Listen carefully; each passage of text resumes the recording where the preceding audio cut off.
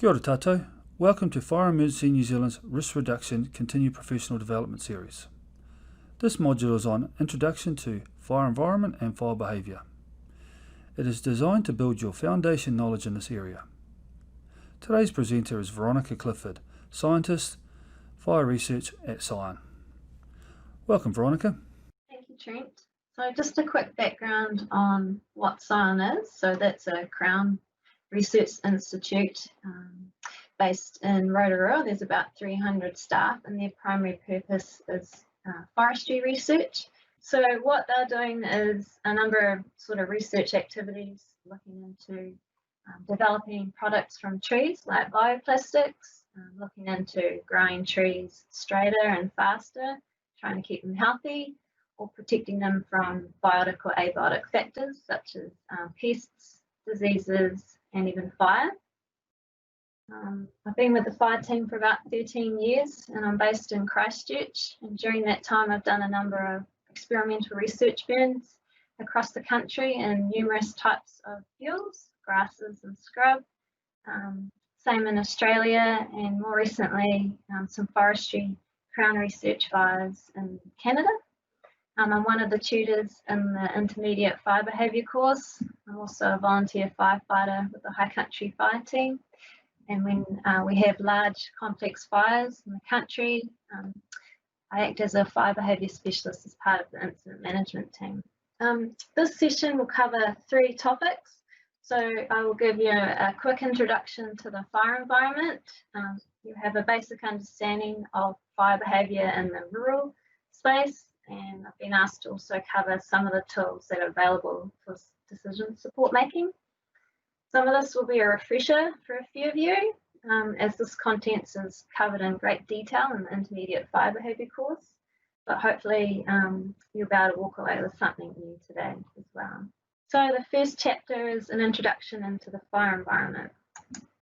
The fire environment concept was coined back in 1972, and it's a concept used to describe the surrounding conditions, influences, and modifying forces of topography, fuels, and fire weather that determine a fire's behaviour, and we'll go over each of those in detail soon. The first fire environmental factor is topography. In New Zealand, we have complex terrain in comparison to other countries. Steep slopes are quite common. We have a major mountain range running the length of the country. It's quite prominent in the South Island. This range, mountain range, has a huge influence on the weather on the east coast and the west coast, and the type of vegetation that's growing on it. Topography has a huge impact on a fire's behaviour. It can either increase or inhibit it directly. In particular, slope steepness and the shape of the terrain can have a serious effect on the fire's rate of spread.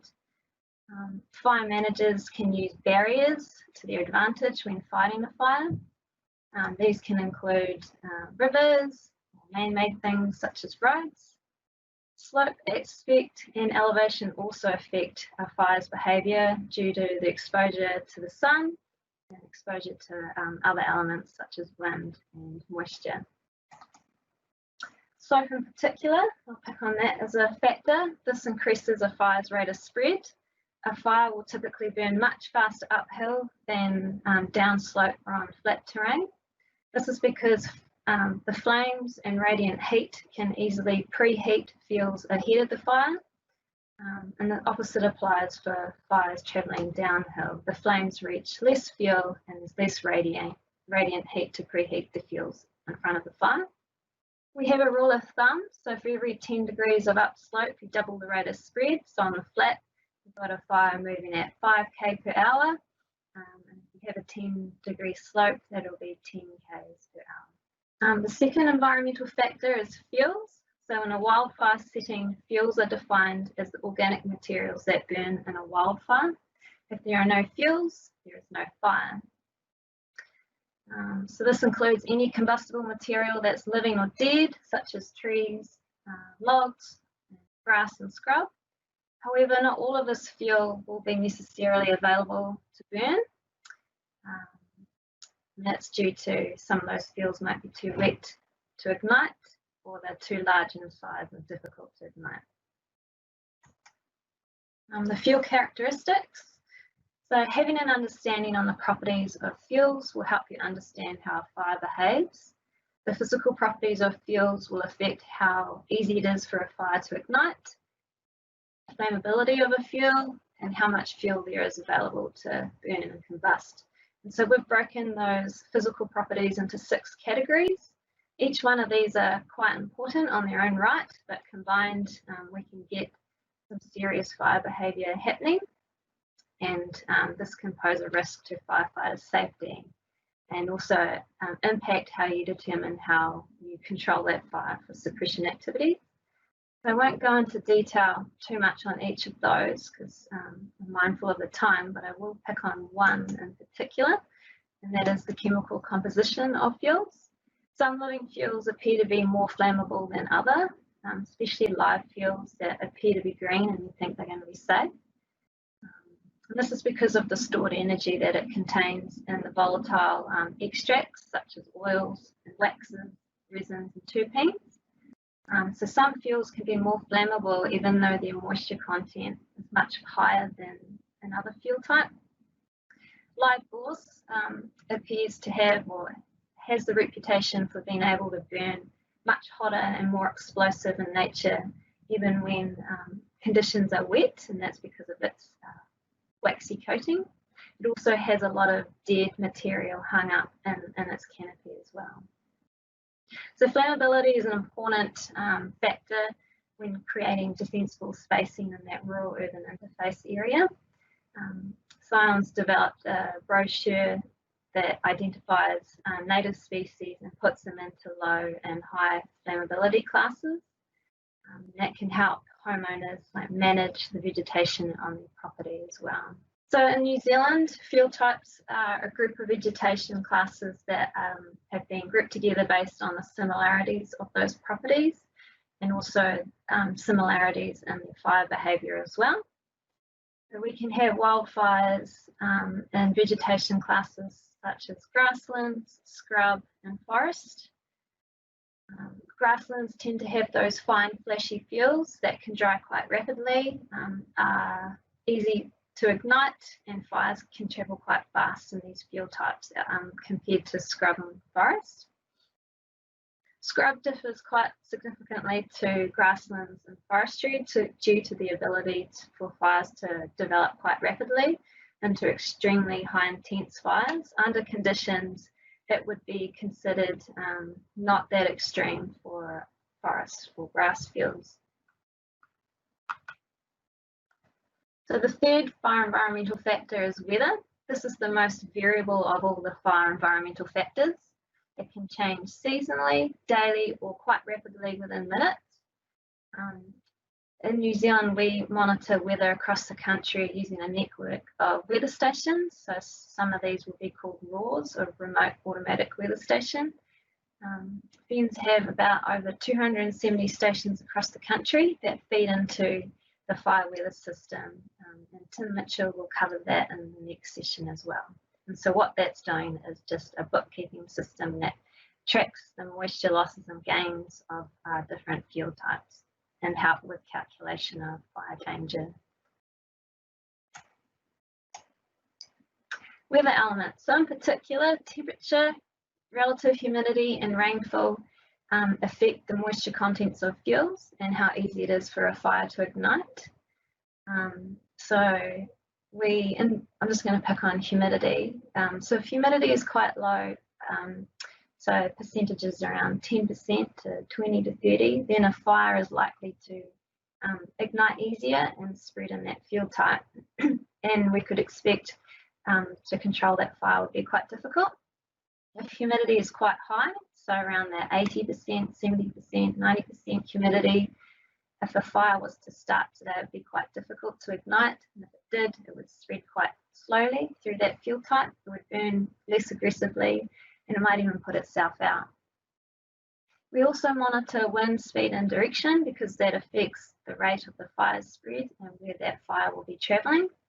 It can also contribute to carrying embers up into the atmosphere and dropping them down on the outside of the fire perimeter or ahead of the fire and starting new fires. And the lack of rainfall is also really important to monitor. because this increases the availability of those medium to heavy fuels that typically don't ignite during a wildfire, only after the main head of the fire has passed. So if they do ignite, then they will burn for a lot more hotter, and it'll be harder for those fires to control. So in New Zealand, we typically have a maritime climate, which means because of our size, our weather is quite dynamic and changeable compared to other countries like Australia or in the States. We generally have warm but not hot summers and cool but not cold winters. We also experience extended dry periods in parts of the country as well. So we have droughts. And in some locations across the country along the east coast, typically we can have these conditions called nor'westers, and they produce hot, dry, windy conditions. And it means that I liken it to taking your dog to the dog wash, and if you apply a blow dryer, hair dryer on it, that dog's coat's going to dry much more quicker with hot, dry, windy conditions compared to conditions if it was just cooler and less wind. Wind speed and direction has quite an impact on the size and shape of fires. So on the left-hand side, you can see my mouse. If we have uniform fuels and no wind and no slope, the fire's shape and growth is quite circular, and it can be much more easier to extinguish. Factors such as increasing in fuel loads, an increase in wind speed, or even slope will have an impact on how fast that fire will spread. And these fires tend to be quite elongated and narrow. If we have a change in wind direction, so it's going from a northerly wind direction to a westerly, the flank of the fire that's typically less intense compared to the head will now become a really large head fire with that change in wind direction, and that can catch a lot of firefighters out when they are working along the edges, along the flanks of wildfires. So in 2011, we looked at the fire climate severity across the country, and we are updating this soon for 2020. And so we've been able to identify regions across the country that typically have the highest number of very high and extreme days. That includes Marlborough, Central Otago, Canterbury, and even along the eastern coast of the North Island as well. So Hawke's Bay, Gisborne, Wairarapa. We may see this map change when we do this update to include other parts of the country. So I suspect Northland, Auckland may also start to appear as well. Right, so the second chapter is the introduction to fire behaviour. So fire behaviour is a term used to explain what a fire does and how it behaves. So I'm talking about how fast a fire will spread, how hot it can burn, the types of fire, so is it burning along the surface or into the crown of trees, the fire's shape and size, and if we are seeing any extreme activity such as spotting fire wheels.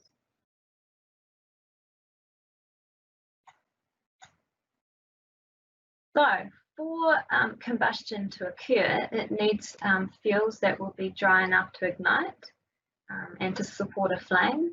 You need a source of heat or an agent of ignition, and also oxygen must be present, and these things need to interact. So this is referred to as the fire triangle. If you remove any one of these components, then combustion won't occur. So this is the basis for fire suppression. So you can either remove oxygen by smothering it with foil, you can cool the fire down using water or foams, or you can remove the vegetation altogether, creating a fire break. Heat can also be transferred in 3 different ways, by radiation, convection, or conduction. Conduction is the transfer of heat through a solid object from a region of higher temperature to a region of lower. This is the least common method of fire spread in the rural sort of landscape. Radiation is the form of heat energy that travels in straight lines in all directions from its source. So this is the direct heat that you will feel from a fire. Convection is the transfer of heat through air, where warm air rises from an intense fire. It creates this convection column, which can carry ash and burning embers as well, and these can land quite great distances ahead of the fire. This convection column can also lean towards vegetation and preheat those fuels ahead of the fire as well.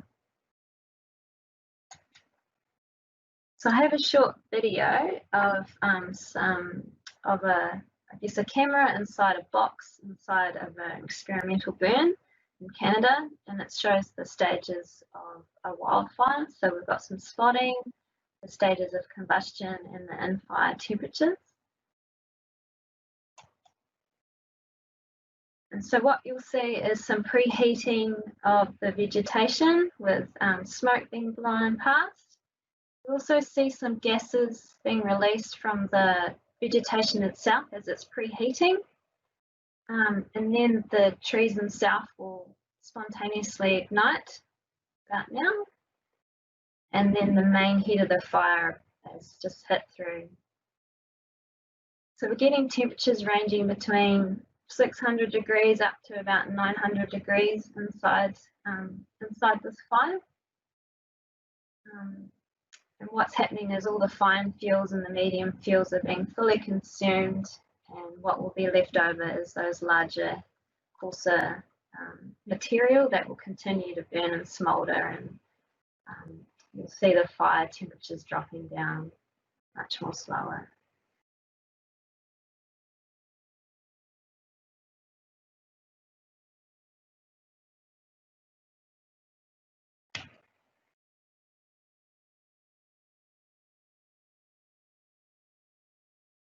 So I'll just stop it there and carry on.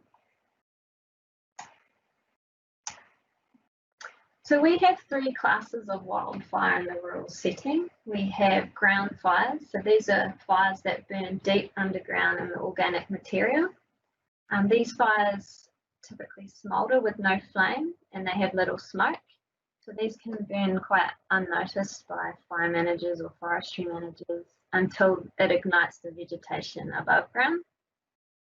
We also have surface fires, and these travel above the ground in surface vegetation such as grass and scrub. These are the most common fires that we see. And then we have crown fires. So this is where a fire burns in the canopy of the trees and usually above an intense surface fire. So the anatomy of a wildfire.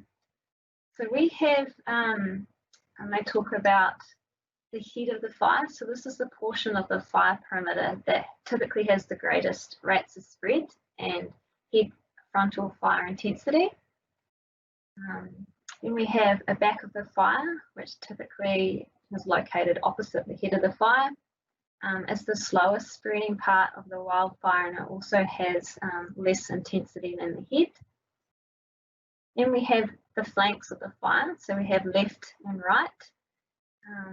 The intensity is considered to be intermediate compared to the head of the fire. This is where firefighters can safely attack a fire from.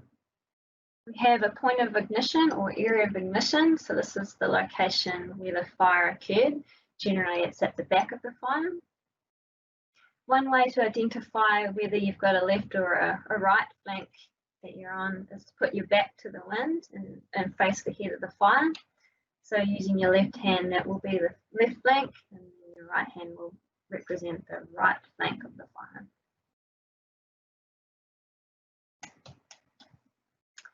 Fire intensity. So this refers to the heat generated per metre of the fire edge, and we use this, we describe it in units kilowatts per metre. We can observe the height of the flames visually using other objects such as trees or power lines, and that can help us get an idea of the fire intensity as well.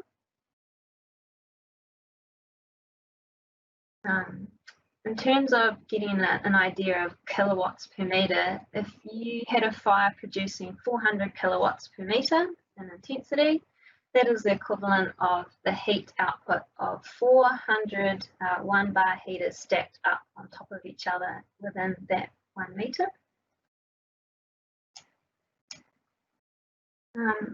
So we've been able to use intensity to help with relating to difficulty of control, so with our suppression strategies and tactics. So we've split head fire intensity into the 5 fire danger classes from low to extreme. So that's that half grapefruit sign that you see on the roadside. So the different danger classes are based on the head fire intensity or the flame length, and it will give us like a rule of thumb for safe and effective strategies and tactics. So if you were in a moderate fire danger class, you could expect to have fire intensities ranging between 10 to 500 kilowatts per metre. You might see flame lengths up to 1.3 metres in height. You would look to use ground crews with backpack pumps. If you had intensities ranging around that 4,000 kilowatts per metre, you would be classed into that very high to extreme fire danger class. So you would be seeing flame lengths over 3 metres in height. Here you would use aircraft to put out that fire, or consider using indirect attack methods, because it's quite unsafe to be putting equipment out there, or aircraft wouldn't even be effective in trying to put out a fire that's greater than 4,000 kilowatts per metre squared. New Zealand typically has fires that are short duration, 4 to 8 hours duration, but we can also experience extreme fire behaviour, but that again also is quite short-lived. Extreme fire behaviour is defined as a level of fire behaviour that cannot be contained by direct attack methods. These types of fires will be difficult to control and very dangerous to the firefighters and the public. They can display erratic fire behaviour and can spread into one or more different directions.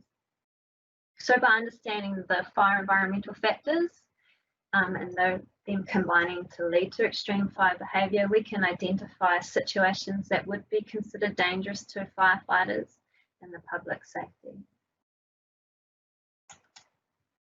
Signs of extreme fire would include when you get a sudden increase in a fire's rate of spread, when the fire is getting hotter, so you're getting sudden intensification of the fire, we're getting these large flames produced in high intensities.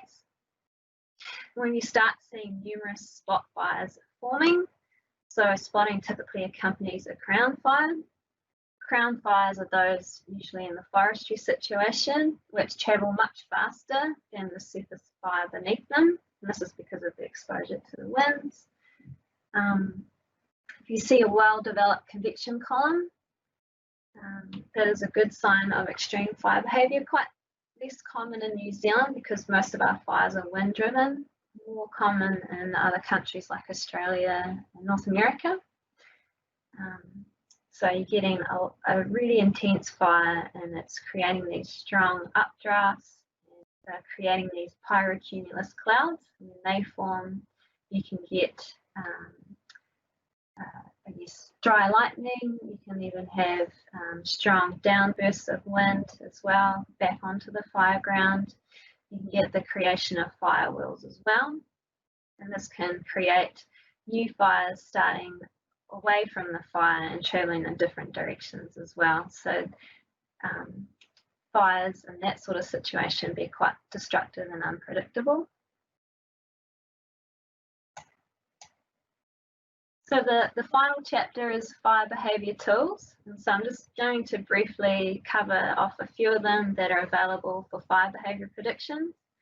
So we developed a range of tools that are paper-based to electronic on computers or laptops, smartphones and tablets to help with decision making around fire fighting or suppression of fires.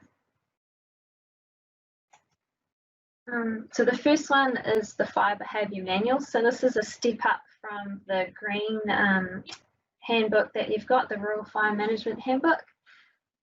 You'll get one of these when you do the intermediate fire behaviour course. And so what's inside is a number of lookup tables to help you predict fire behaviour.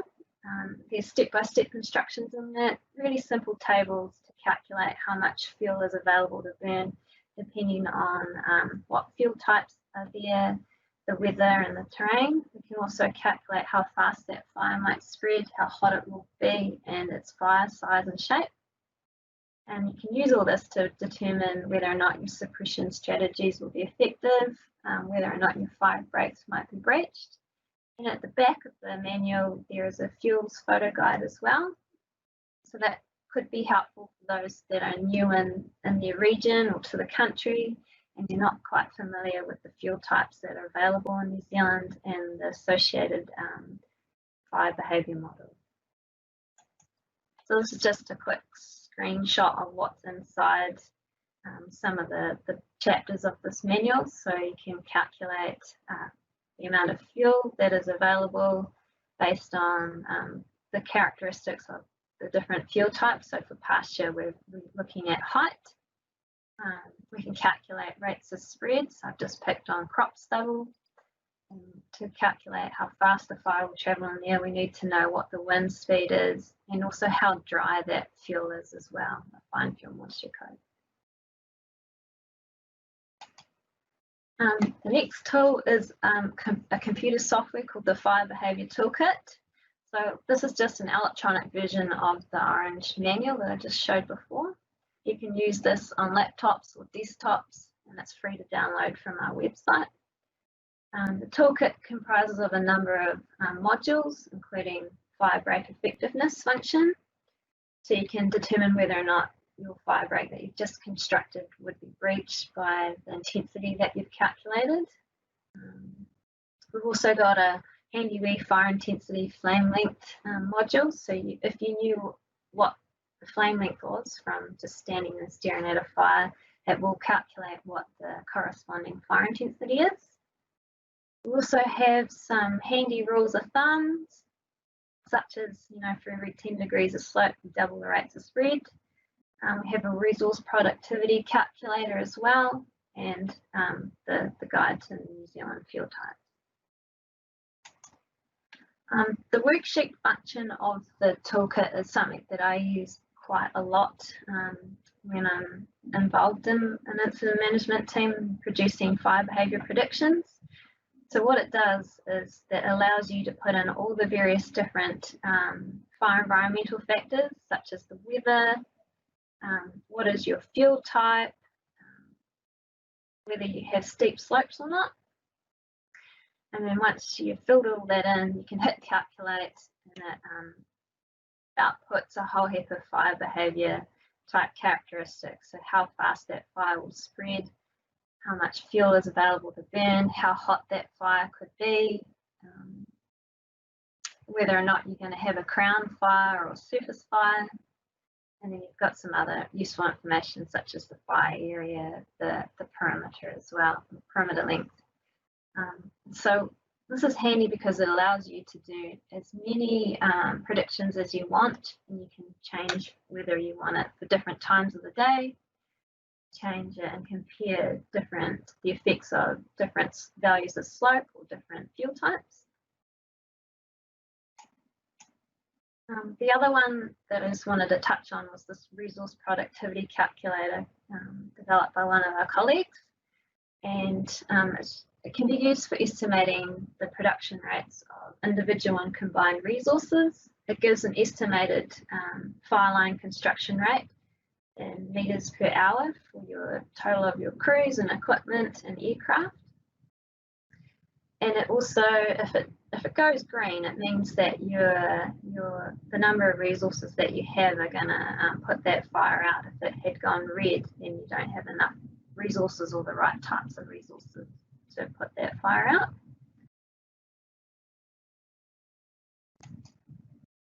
The other wee tool that we've got is the smartphone app.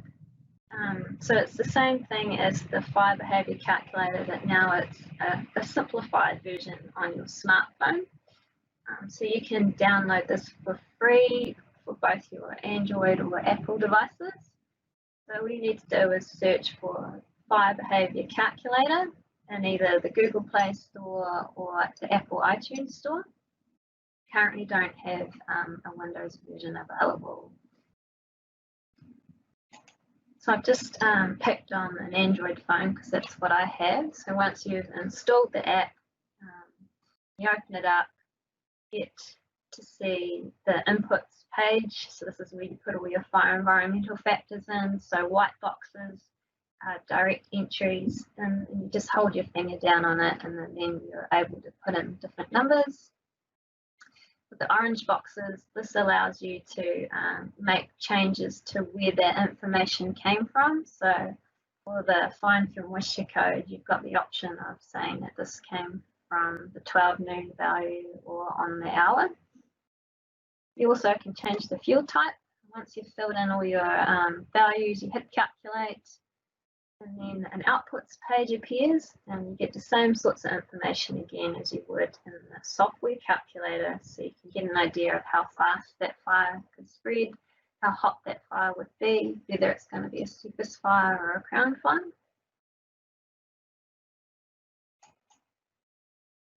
Another useful tool that's been starting to use more commonly is Prometheus, and this is software that simulates fire growth across the landscape. So what it does is it estimates where a fire is likely to spread based on the combination of fuel types, weather conditions, the topography, and our fire behaviour models. In the past, fire spread prediction was quite a time intensive process if you've done it manually with the orange manual. So Prometheus just speeds that up. So to use this, you can't just download the software and hit play and it'll create your fire growth for you. You need to have some background in GIS and some fire behaviour knowledge, and you need to have a whole heap of information that you need to put into this software to make it run. The tool is quite useful for a number of fire management activities. So it can be used for a pre-fire planning. So you could run multiple scenarios. What if scenarios of the risk of a fire spreading today, whether or not you can change the effects of fuel management as well, so reducing fuels or adding in low flammability fuels. You can also use it for operational fire spread predictions, so that can help with aiding the development of fire suppression strategies. It can also be used for post-fire assessments, for fire investigations, even determining whether or not the cost effectiveness of your suppression activities versus the number of values that you save. And so it can be quite a useful tool, not just helping with determining the effectiveness of your suppression strategies. So this is just an example of a screenshot of one of the runs that I did in the Nelson Tasman wildfires. So this was just showing a what if scenario along the fire perimeter for areas that were located by the UAV with the infrared camera, identifying hotspot type locations. So it's just a what if scenario. If a fire did start today, where would it spread? It also gave us an idea of how long it would take to reach certain assets such as roads or other structures. Gives you an idea of the size and shape of that fire. So Prometheus allows you to export it into something, a tool like Google Earth, and it helps you to visually show where that fire is on the landscape and how destructive it could be. Each one of these little red lines is a time step, so you can change within Prometheus whether you want it to demonstrate hourly time steps, half hourly time steps, or down to the minute.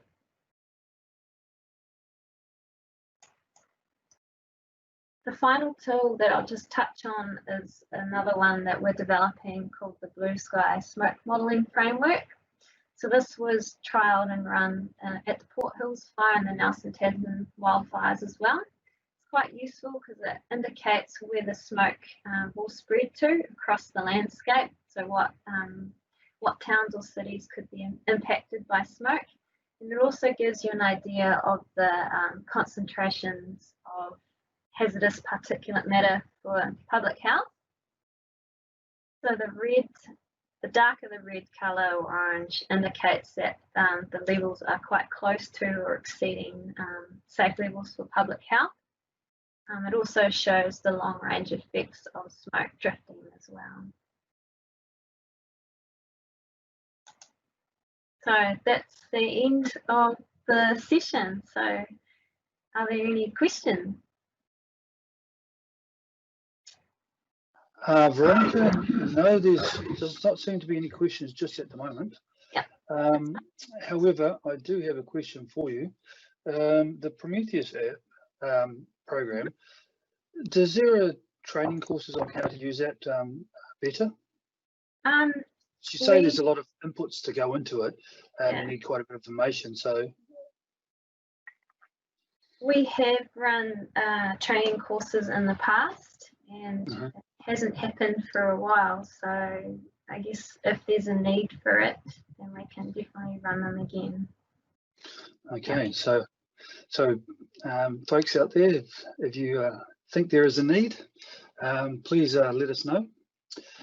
Additionally, someone has just asked a question that the Fire Behaviour Calc beta program or app, they are just talking about it. It's is the app a good app, because it seems to be stopping on this person's phone, and they just wanted to know if there is there a problem with it.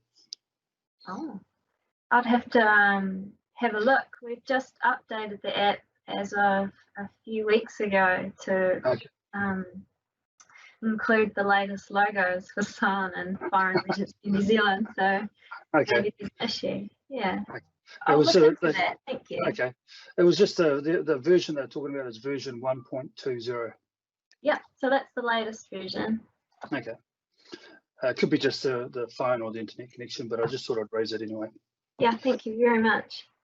Well, thank you very much, Veronica. That was a very enlightening session.